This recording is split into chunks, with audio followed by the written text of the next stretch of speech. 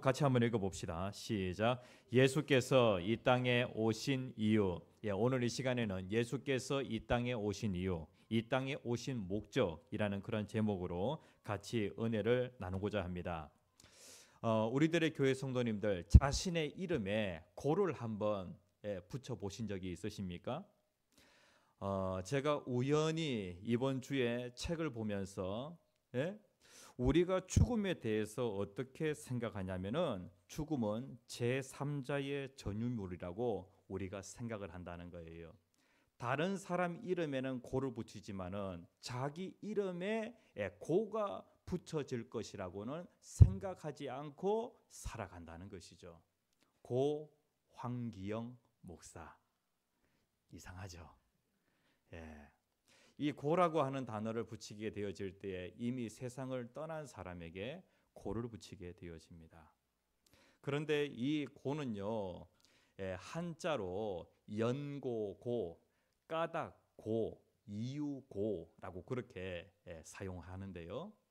그러니까 이유고, 우리가 죽어서 이미 세상을 떠난 사람에게 고라고 하는 그 한자를 붙이게 되어집니다. 우리가 이 땅을 살아가는 가운데 하나님께서 한 번씩 존재의 뿌리가 되시는 그 하나님께서 왜 사는지 이 부분에 대해서 한 번씩 질문을 던지십니다. 열심히 이 세상을 살아가는 우리들에게 하나님께서 한 번씩 왜 살지라고 그렇게 질문을 던지신다는 거예요. 이 땅에 우리가 사는 이유가 무엇인지, 이 땅에 우리가 사는 목적이 무엇인지 그 부분에 대해서 하나님이 질문을 던지신다는 거예요. 자, 잠언 14장 12절 말씀에 보면 같이 한번 읽어봅시다. 시작. 어떤 길은 사람이 보기에 바르나 필경은 사망의 길이니라 라고 그렇게 말씀을 하고 있어요. 사람들은 다 길을 걸어갑니다. 그런데 생명의 길이 있고 사망의 길이 있어요. 내가 지금 걸어가는 그 길이 바른 길이다라고 그렇게 생각을 하는데, 그런데 그 길이 사망의 길인 줄 모르고 살아가는 경우가 많이 있다는 거예요. 내가 인생길을 걸어가는데 그 길은 반드시 어떤 길이 되어야 하냐면은 생명의 길이 되어야 한다는 것이죠. 그래서 이 땅을 살아가는 우리들은 삶의 목적이 무엇인지, 삶의 이유가 무엇인지 이 부분에 대해서 항상 생각하면서 인생을 살아야 한다는 거예요. 10절 말씀에 보면 이러한 말씀이 있습니다. 인자가 온 것은, 인자라고 할 때 인자는요, 사람의 아들이라고 하는 뜻을 가지고 있어요. 예수님 자신을 뭐라고 얘기하시냐면은 사람의 아들이라고 그렇게 얘기하세요. 예수님은 자신이 하나님이시라는 것을 잘 알고 계시거든요. 그런데 하나님이 사람의 몸을 입고 이 세상에 오셔서 예수님이 뭐라고 말씀하시냐면은 자신을 향하여 사람의 아들이라고 그렇게 말씀을 하십니다. 신이 사람의 아들이 되었다라고 하는 것은 거기에 뭔가 목적이 있겠죠. 신이 사람의 아들로 오신 데에는 분명한 이유가 있겠죠. 그 부분과 관련하여서 10절 말씀에 보면 인자가 온 것은, 하나님이 이 땅에 사람의 몸을 입고 오신 것은 잃어버린 자를 찾아 구원하려고 왔다라고 그렇게 말씀을 하고 있어요. 어떤 사랑에 빠진 왕이 있었습니다. 이 왕이 사랑했던 여인은요, 고귀한 가문의 딸이 아니었습니다. 부유하고 학식 있는 집안의 딸도 아니었습니다. 이 왕은요, 누더기 같은 옷을 걸치고 오두막집에 사는 비천한 시골 처녀를 사랑하게 되어집니다. 왕은 이 여인을 너무나도 사랑을 했어요. 그래서 어떻게 하면은 이 사람을 나의 아내 왕비로 맞아들일 수 있을까라고 그렇게 생각을 하다가 신하들은 어떻게 얘기를 하냐면은 왕이요, 이 여인을 왕비로 맞아들이는 방법이 있는데 그것이 무엇이냐면은 그녀의 신분을 갖다가 상승을 시켜서 왕궁으로 데려와서 그녀의 지위를 올려주면 됩니다 라고 그렇게 얘기를 하는 거예요. 이 사람을 신분을 상승시켜주면 된다는 것이죠. 그러면은 왕과 그리고 이 비천한 이 여인이 결혼을 할 수 있습니다 라고 그렇게 얘기를 하는 거예요. 그런데 왕은 어떠한 결정을 내리게 되어지냐면은 왕이 이 여인을 너무나도 사랑하여서 왕이 자신이 그 여인의 상황 속으로 들어가서 자신이 내려가는 방법을 생각을 하게 되어집니다. 그러니까 왕이 이 여인을 너무나도 사랑해서 이 여인의 그 신분을 올리는 그 방법이 있고, 그리고 이 여인은 아주 신분이 낮은데 왕이 내려가는 방법이 있어요. 그런데 두 가지의 방법 가운데 왕은 어떠한 것을 생각하게 되어지냐면은 자신의 신분을 갖다가 완전히 내리는 것을, 이 처녀가 살고 있는 삶의 상황 속으로 들어가는 그러한 방법을 생각하게 되어지죠. 그러니까 이 여인을, 이 처녀를 너무나도 사랑한 나머지 자신의 신분을 내리는 것을 생각을 했다는 거예요. 이것은 어느 한 책에 있는 내용인데요. 무엇을 설명하기 위하여서 이 이야기를 하고 있냐면은 하나님이 우리를 너무나도 사랑하셨습니다. 그래서 하나님이 우리를 사랑하신 나머지 하나님이 쓰신 방법이 무엇이냐면은 하나님께서 사람이 되셔서 우리와 같은 그러한 상황 속에 들어오셨다는 것이죠. 이것을 다른 말로 하면은 무엇이라고 얘기하냐면은 성육신이라고 그렇게 얘기를 해요. 하나님이 사람이 되셨다는 거예요. 왜? 우리를 너무나도 사랑하기 때문에. 예수님께서 이 땅에 사람으로 오신 그 이유가 있는데 그것이 바로 무엇이냐면은 우리를 너무나도 사랑하기 때문에 사람의 몸을 입고 이 세상에 오셨다는 거예요. 그런데 오늘 여기 본문 말씀 속에서 예수님께서 이 땅에 사람으로 오신 이유 한 두 가지 정도로 한번 같이 살펴보고자 합니다. 첫 번째 같이 한번 읽어봅시다. 시작. 잃어버린 죄인을 구원하기 위해 오셨다. 예수님이 이 세상에 왜 오셨냐면 우리를 너무나도 사랑하세요. 그런데 우리 한 사람 한 사람은 어떠한 사람들이냐면 잃어버린 사람이라는 거예요. 이 잃어버린 죄인을 구원하기 위하여 예수님이 오셨다는 것이죠. 여리고라고 하는 그 성에 누가 살고 있었냐면은 삭개오라고 하는 사람이 살고 있었어요. 이 삭개오를 소개하는데 뭐라고 소개하고 있냐면은 2절 말씀에 삭개오라 이름하는 자가 있으니 세리장이요 또한 부자라라고 그렇게 말씀을 하고 있어요. 여리고 지역에 이 세리장 정도 되어진다고 하면은요, 세무 공무원인데, 그런데 그 세무 공무원들 가운데 최고의 그 지도자의 그 위치에 있었던 그러한 사람입니다. 다시 얘기하면은 국세청장이라고 하는 그러한 자리에 있었던 사람이죠. 그러면서 이 사람은 부자다라고 그렇게 말씀을 하고 있어요. 성경이 삭개오를 얘기하면서 세리장이요 또한 부자라라고 그렇게 말씀을 하고 있죠.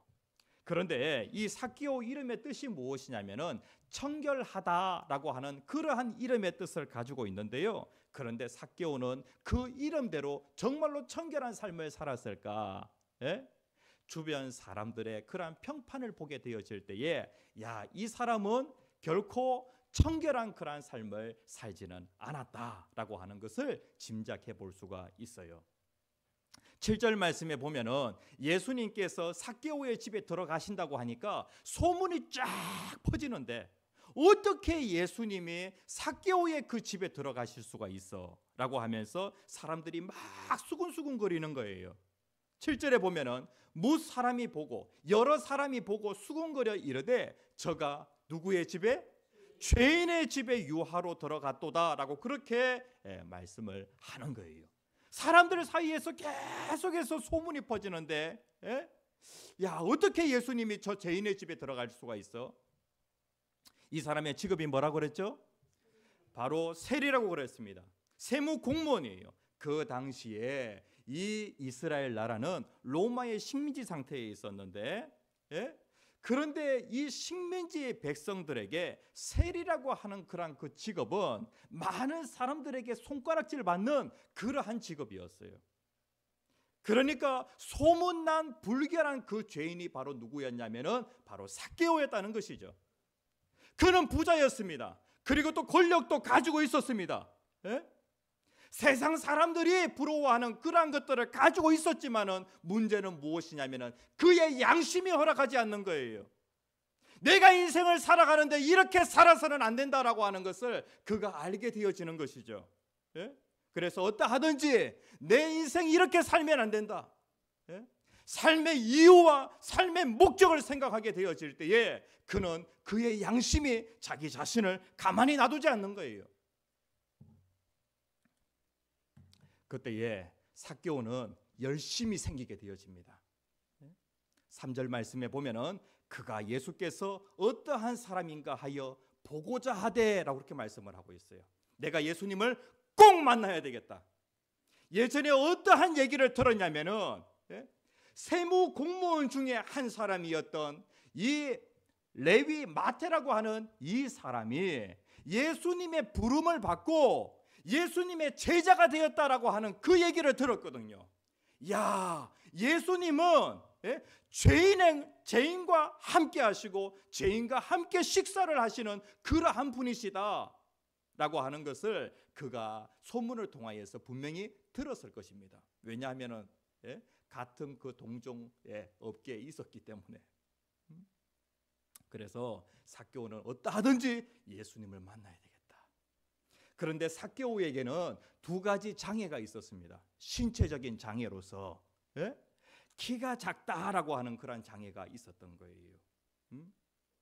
그런데 삭개오에게는 예수님을 꼭 만나야 되겠다라고 하는 그런 열망이 있었거든요.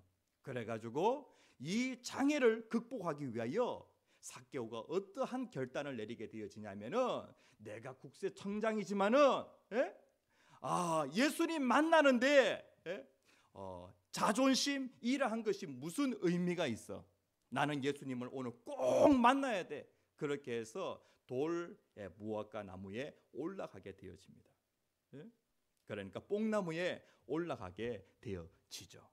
그리고 또 예수님 주변에 많은 사람들이 몰려들게 되어지는데 환경적인 그러한 장애가 있게 되어지는 거예요.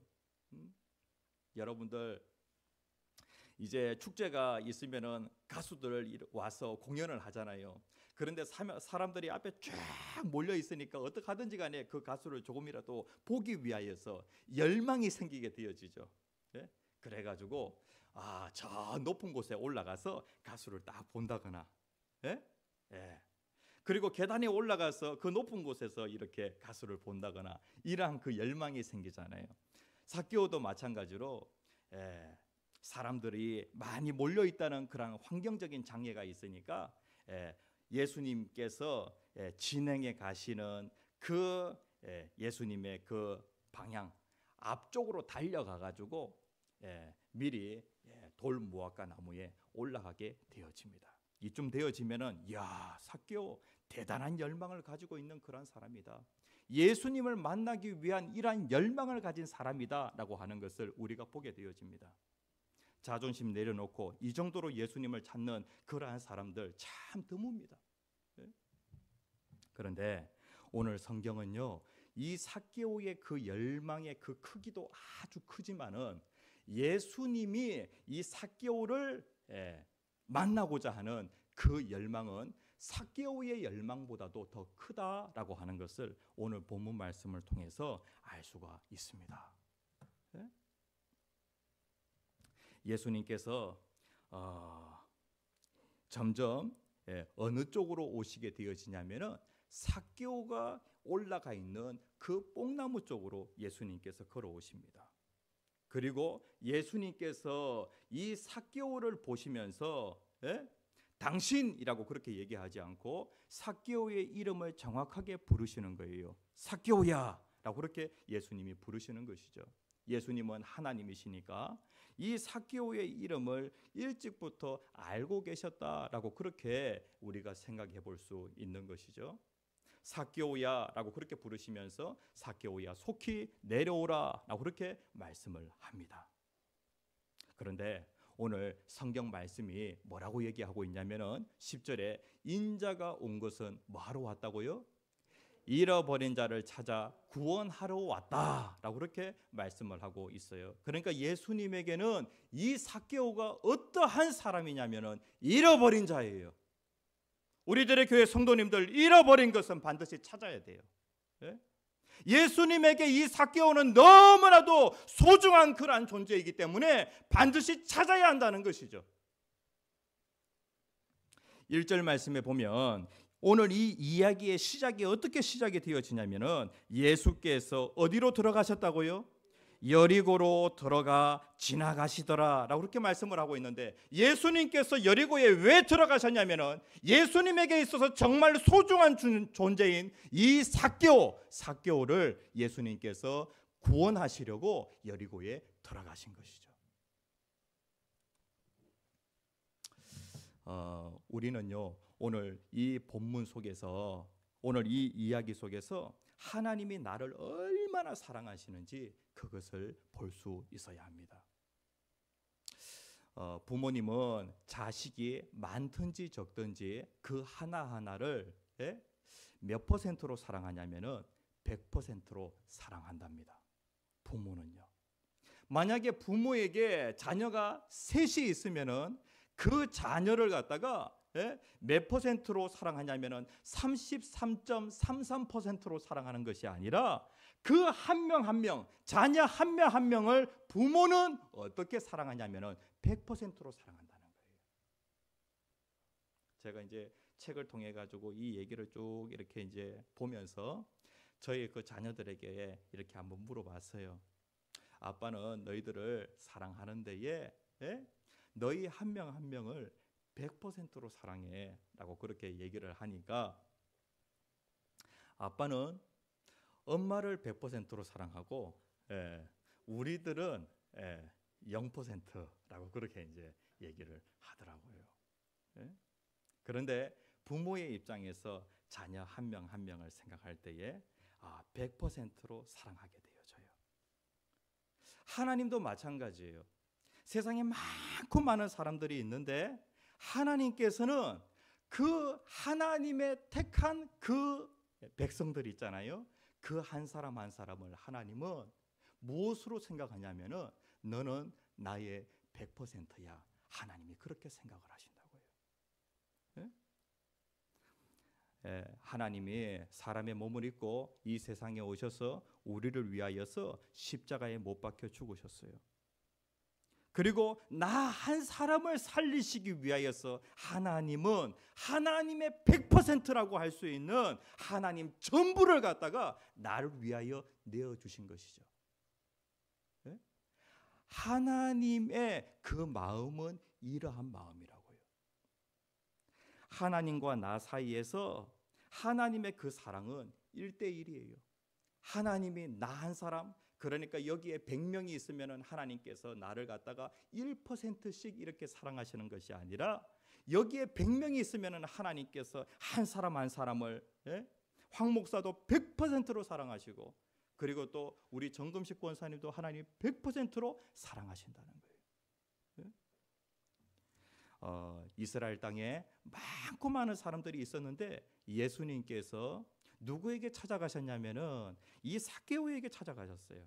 왜냐하면 삭개오는 예수님에게 100%이기 때문에, 반드시 찾아야 될 잃어버린 죄인이기 때문에 예수님께서 잃어버린 그 죄인 삭개오를 위하여서 십자가에 못 박혀 죽으시고 3일 만에 다시 살아나신 거예요. 우리들의 교회 성도님들, 오늘 이 말씀을 통해서 우리는 하나님의 100%다라고 하는 것을 꼭 기억을 해야 합니다. 하나님의 전부와 같은 그러한 자들이다라고 하는 것을 우리가 꼭 기억을 해야 하는 거예요. 예수님 뭐하러 오셨다고요? 잃어버린 죄인을 구원하러 오셨다는 거예요. 그 다음에 예수님께서 무엇하러 오셨냐면은 사람을 변화시키기 위해서 오셨어요. 세상에서 가장 힘든 일이 무엇이냐면은 바로 사람을 변화시키는 거예요. 그래서 성경에 보면은 예레미야 선지자가 어떻게 얘기하냐면은 이렇게 얘기해요. 예레미야 13장 23절 말씀에 보면 구스인이 그의 피부를, 그냥 구스인이라고 하면은 아프리카 사람입니다. 아프리카 사람을 그 피부를 갖다가 변화시키는 것, 이거 불가능한 일이에요. 검은 그 피부를 갖다가 하얗게 만드는 것, 이것은 불가능한 일이라고요.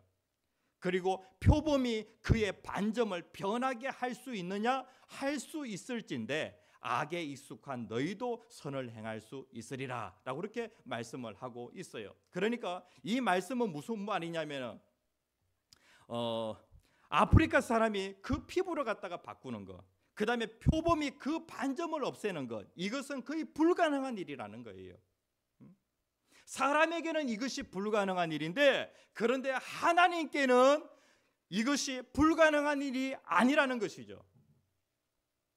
마찬가지로 죄인이 구원을 받는다, 사람이 변화되어진다라고 하는 것, 그것이 사람에게는 불가능한 일인데, 그런데 하나님께는 결코 불가능한 일이 아니라는 거예요. 정말 사람의 변화는 불가능한 일일까? 마태복음 19장 26절 같이 한번 읽어봅시다. 시작. 예수께서 그들을 보시며 이르시되 사람으로는 할 수 없으나 하나님으로서는 다 하실 수 있느니라. 아멘. 하나님에게는 불가능한 일이 없다는 거예요. 어떠한 죄인이라고 할지라도 저 사람은 절대로 변화될 수 없는 사람이야, 저 사람 다 포기했어 라고 그렇게 얘기할지 모르겠지만은 하나님은 다 하실 수 있다는 거예요. 당시에 이 삭개오는 많은 사람들에게 손가락질 받는 소문난 그러한 죄인이었어요. 그런데 이 사람을 누가 바꾸시냐면은 예수님이 구원하셨을 뿐만 아니라 예수님이 바꾸시는 거예요. 삭개오가 예수님을 만나고 나서 뭐라고 고백하냐면은 내 소유의 절반을 가난한 자들에게 주겠사오며 만일 누구의 것을 속여 빼앗은 일이 있으면 4배나 갚겠습니다 라고 그렇게 예수님께 말을 하는 것이죠. 사람이 변화되어지도 어떻게 이렇게까지 변화될 수가 있는가? 당시에 유대인의 그 보상법에는 이러한 법이 있어요. 내가 다른 사람의 것을 도둑질하잖아요. 그러면은 그 죄가 발견되어졌을 때에 그 도둑질한 그 물건에다가 얼마를 더하여서 보상해 주면 되냐면은 5분의 1을 더하여서 보상해 주면 돼요. 민수기 5장 7절에 있는 말씀 같이 한번 읽어봅시다. 시작. 그 지은 죄를 자복하고 그 죄값을 온전히 갚되 5분의 1을 더하여 그가 죄를 지었던 그 사람에게 돌려줄 것이요 라고 그렇게 말씀을 하고 있어요. 5분의 1만 더해주면 되는 거예요. 그런데 삭개오가 내가 사람의 것을 도둑질한 것이 있다고 하면은 그것을 4배나 갚겠습니다. 완전히 사람이 달라지게 되어지죠. 누가 이렇게 사람을 변화시키셨어요? 예수님께서 이 사람을 변화시키신 거예요. 예수님이 이 삭개오에게 뭔가 이 도덕적인 말씀을 했어요.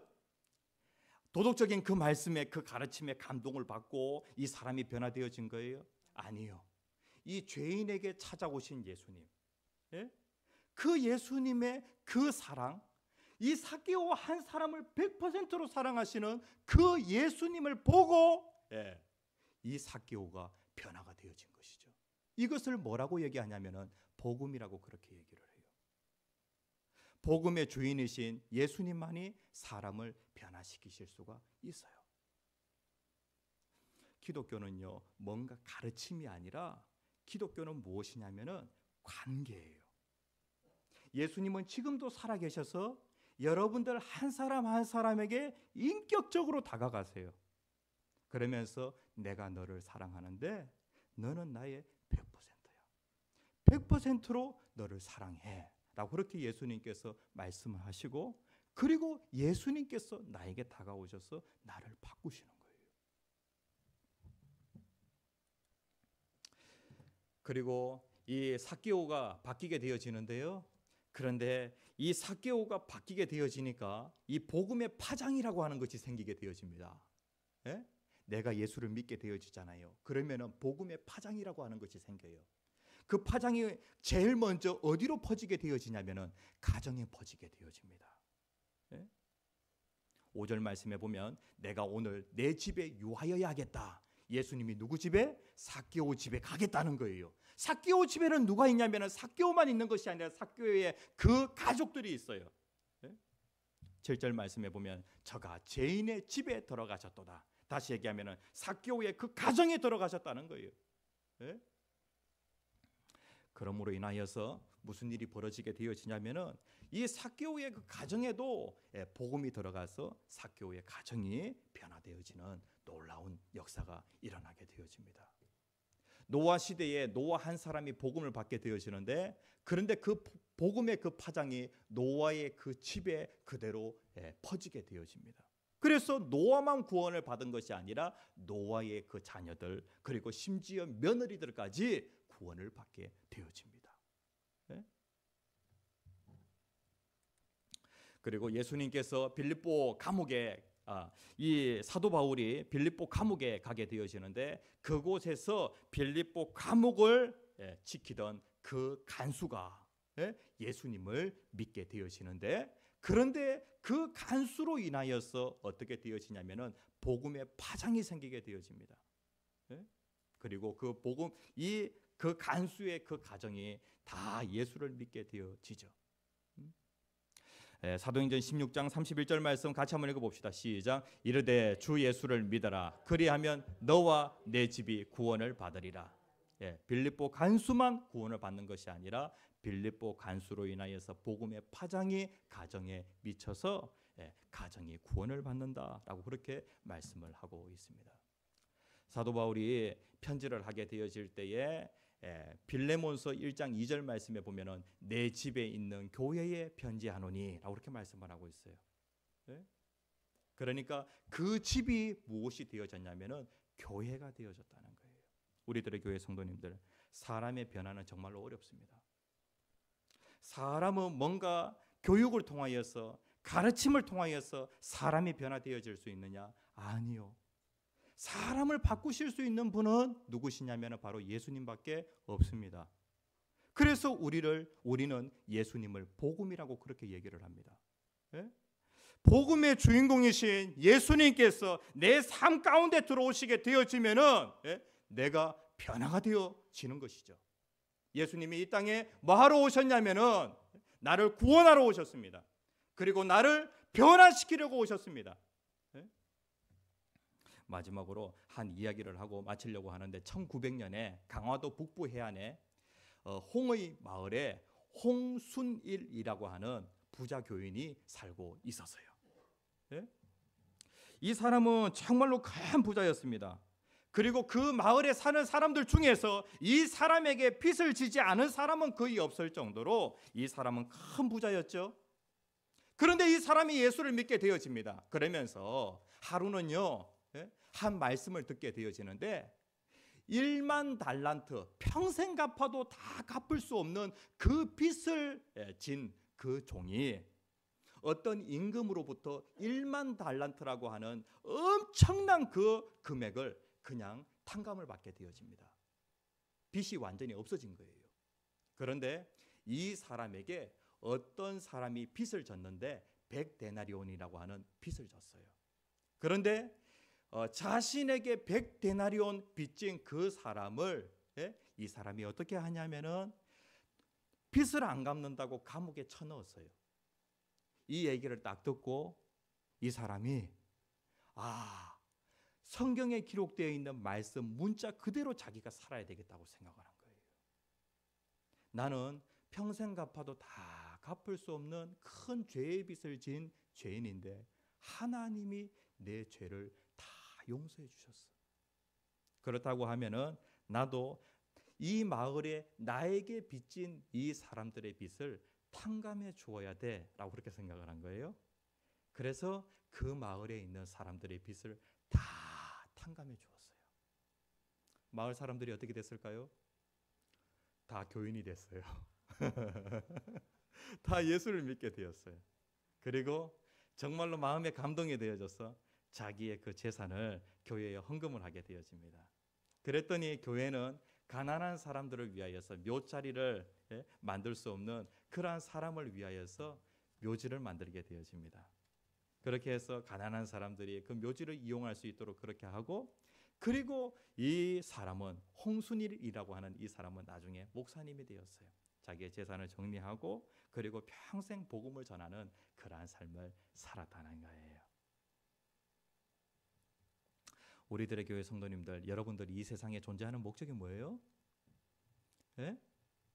예수님이 이 세상에 존재하는 목적, 예수님이 이 세상에 오신 목적은 무엇이냐면은 사람을 구원하러, 사람을 변화시키러 왔다는 거예요. 그렇다고 하면은 오늘 저와 여러분들이 이 세상에 존재하는 목적이 무엇이에요?